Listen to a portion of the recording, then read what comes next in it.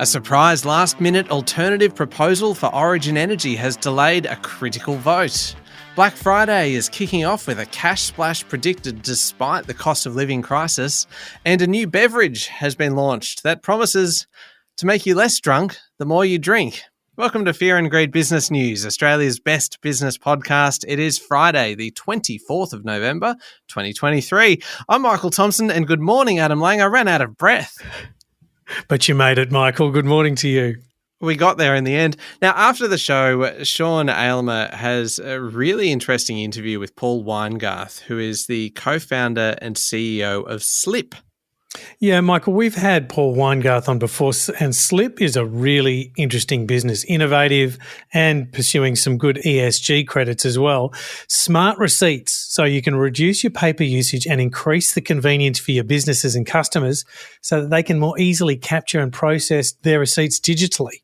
Yeah, it's a Black Friday interview because this is one of the biggest shopping days of the year, and Slip has released research today that shows, and this is quite kind of confronting. They did this research with UTS, and it was released today with the Minister for the Environment, that it shows Australia prints more than 10.6 billion paper receipts every year. It's a number that's hard to get your head around. Doesn't that feel outrageous, even as you say it? And Michael, I'm looking at some investments on Black Friday in both a personal and business sense. Hope you are too. It's a big day for shopping, and we've got some stories coming up about that a little bit later on, the impact that it is going to have. The main story, though, before that, Adam, shareholders did not vote on the sale of Origin Energy. We've been talking about this all week. The proposed sale of Origin to Brookfield EIG after a surprise last-minute alternative proposal from the duo was sent to the board. Yeah, the new proposal included the current $9.43 scheme of arrangement, but it also offered a lower price with a new structure. Now, under this alternative deal, Brookfield would own the major Origin Energy businesses, but EIG would buy the AP LNG project investment. Given the late timing of the offer, which was lobbed on Wednesday night, it meant Origin didn't really have enough time before the planned shareholder vote yesterday, so it asked for some more time to assess the offer.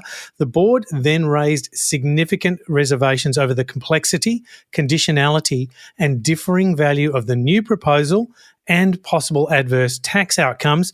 Now the vote will be on December 4. But that's not the only complexity to this, is it, Adam? At the same time, you've got the government making some major changes to its energy plans that will likely complicate Origin's future. That's right, Michael. The federal government has revealed plans to expand its underwriting of green energy generation and storage as part of a new capacity investment scheme presented to the states and territories later today. The government is hoping to funnel investment into wind, solar and battery storage, and the plan includes new incentives for the state and territory governments. It's worth noting it does not include gas. Climate Change Minister Chris Bowen claims this will double renewables nationally, adding another 32 gigawatts of clean energy capacity, but it will replace the Renewable Energy Target Scheme, which will likely frustrate many in the clean energy space. The government hasn't disclosed the forecast cost of the new scheme, with Bowen simply saying it'll be on budget, and that gives Origin plenty to consider about its future plans. Yeah, it's a fascinating story. Plenty happening in that space. Checking local markets now, the S&P ASX 200 closed down 0.6% yesterday to 7,029 points. Most sectors fell over the day, with metals and mining, resources and materials leading the declines. In particular, nickel industries and Chalice mining led the falls. Yeah, Michael, and one of the top performers over the day was AMP, with shares up 5.9%. It announced plans to pay $100 million to financial planners leaving the company, and that was part of a settlement over a class action that it lost. Shareholders had been expecting them to pay a lot more, so this was welcome news to them. And Nick Scali's shares fell 6.7% after the furniture seller's CEO, Anthony Scali, sold $50 million worth of his own holding in the business. Just quickly, Adam, before we move away from local markets, because we love talking about the markets, we've got a special announcement. It's quite an exciting announcement that from now you're actually able to listen to Fear and Greed podcasts like this one in the market itself, really. Marketech have built our podcasts into their free Focus platform. So that comes with kind of high-grade charts and company data and news and all kinds of things. and now Fear and Greed podcast. So just Google Marketech, Marketech, and check out the free Focus platform. And hey, why not listen to a Fear and Greed podcast while you're there? Yeah, Michael, marketech.com.au. So this is the latest in market technology. It's got a really slick platform. It looks good and is fast with the data. And so we are very pleased to have Fear and Greed listenable in that platform. Slick. Such a good word. Fun to say, like gigawatts. Anyway, what's happening in international markets, Adam? Yeah, Michael, the UK's Office of Budget Responsibility has released its autumn statement, updating the public on the local economy's position and budget spending. Britain's economy is now expected to grow just 0.7% next year, and that's down from an expected 1.8%, which was forecast in March. And inflation is coming down, but it will take until 2025 to reach the 2% target set by the Bank of England. One out of China, Adam, billionaire Jack Ma is looking less likely to sell off shares in Alibaba after the share price fell. An internal memo reported in local titles told staff that Ma is confident in the business's future, and he hadn't sold shares yet because the stock price wasn't where he wanted it to be. He's been planning to sell about 10 million shares, but US-China tech rivalries and local economic disruptions have proven a little bit tricky for the timing and for the business. The scale of money involved in this transaction is enormous. So hedge fund short sellers in the US and Europe have racked up about $43 billion in losses this week after a rebound in some stocks. The Financial Times is citing S3 Partners data and notes that the latest rally on Wall Street in particular, boosted by economic indicators that the inflation fight may be over, has triggered a short squeeze, with some funds repurchasing stocks to cover their short positions, pushing prices up even more. All right, we'll be back in a moment with the rest of the day's business news.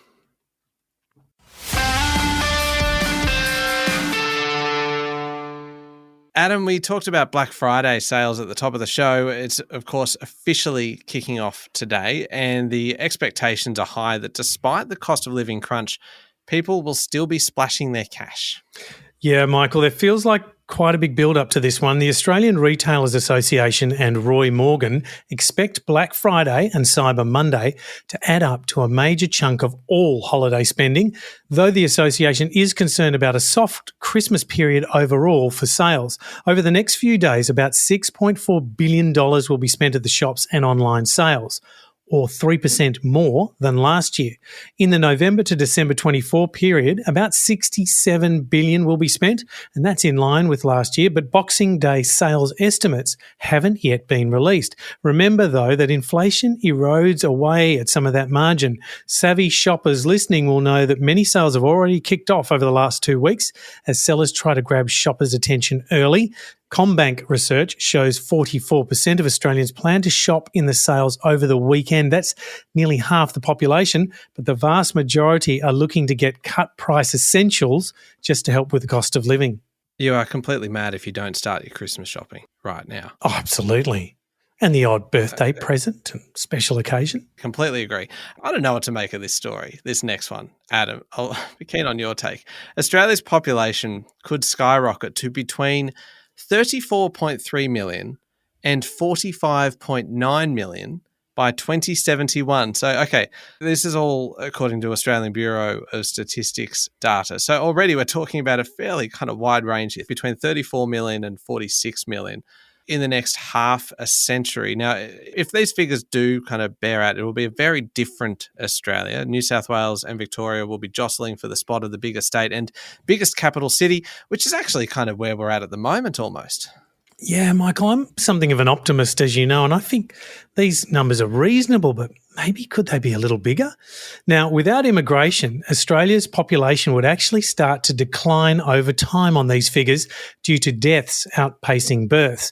And even with immigration, the nation is rapidly ageing, with a proportion of those over 65 years of age rising from 17% now to between 25 and 27% over this time horizon. This figure worsens with lower migration numbers. Now, much of this depends on changes to migration intake, government policy, births and deaths. So it's worth bearing in mind that these are projections based on current trends. They're not really regarded as forecasts. Now, Reserve Bank of Australia Governor Michelle Bullock is warning the inflation crisis is homegrown and not just the result of global factors, things like supply chain issues and political tensions.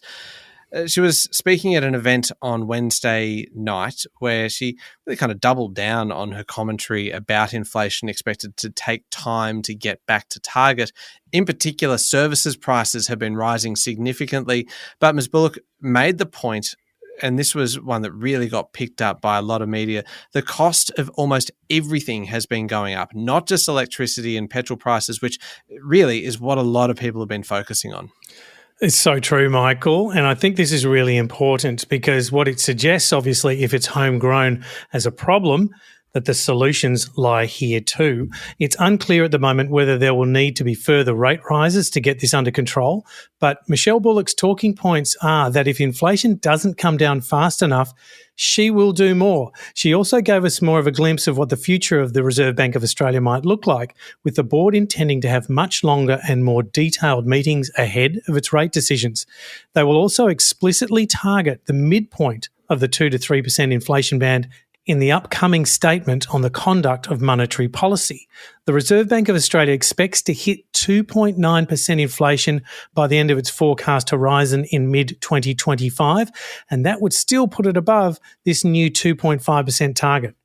Westpac Group is the latest major lender to expand its brands, joining the government's home guarantee scheme, with customers of St George, Bank of Melbourne and Bank SA now participating.